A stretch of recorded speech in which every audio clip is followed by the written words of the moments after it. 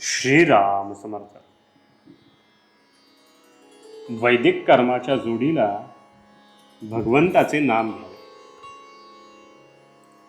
गायत्री पुरस्चरण झाल्यावर वैदिक ब्रह्मवृंदांसमोर झालेले प्रवचन.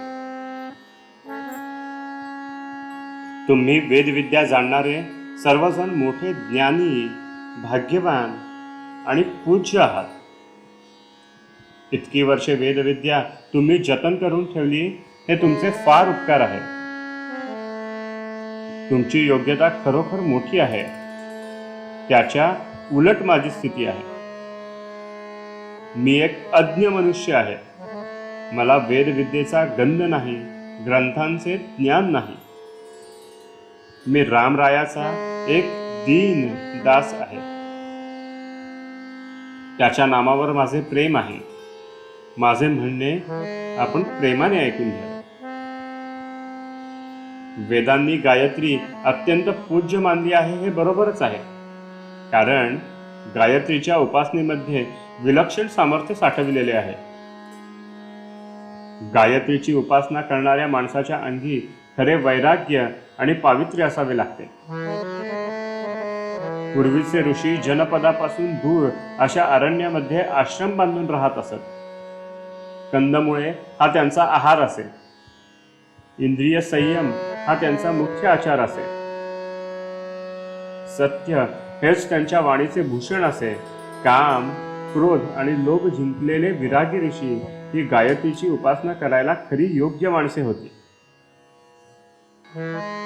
परंतु आता काळ पालटला आहे. ज्या प्रकारचे जीवन ऋषी लोक जगत असत, त्यापैकी आपणाजवळ आता काहीच शिल्लक उरलेले नाही.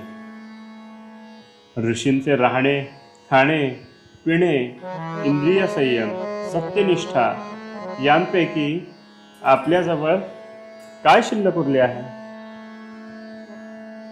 त्या काळी ऋषींनी पर्जन्य सूक्त म्हटले की पाऊस पडत असे, आणि तेच सूक्त आज म्हटले तर साधा वारा देखील सुटत नाही.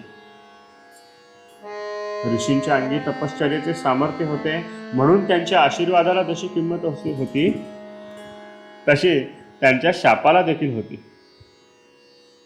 जीवनाबद्दल पूर्वी असणारी निष्ठा आज बदलली आहे. सध्या परिस्थिती अशी आहे की वैदिक कर्मावरची श्रद्धा लोकांमध्ये पूर्ववत राहिलेली नाही, आणि वैदिक कर्मे यथासांग घडणे कठीण होऊन बसले आहे. अशा स्थितीत आपल्याला शक्य आहे तितके वैदिक कर्म करावे, परंतु चित्तशुद्धी होण्यासाठी त्यावर पूर्णपणे विसंबून न राहता त्या कर्माच्या जोडीला भगवंताचे नाम घ्यावे. सध्याच्या परिस्थितीत संयमाची बंधने सुटत चालली, म्हणून संतांनी कळवळून नाम घ्या असे सांगितले. नाम हे आगंतुक नाही. आदिनारायणाने वेद सांगण्याच्या वेळी जो ओमचा ध्वनी केला ते नाम होय. म्हणून आपणा सर्वांना माझी विनंती अशी की आपण नाम घेत जावे. किंबहुना आपण नाम घेतले तरच वेदांचा खरा अर्थ कळेल, अशी माझी खात्री आहे. आजचे बोधवचन. वैदिक कर्मांना आहाराविहाराची बंधने आहेत, भगवंताच्या नामाला ती नाही. जानकी जीवन स्मरण. जय जय राम.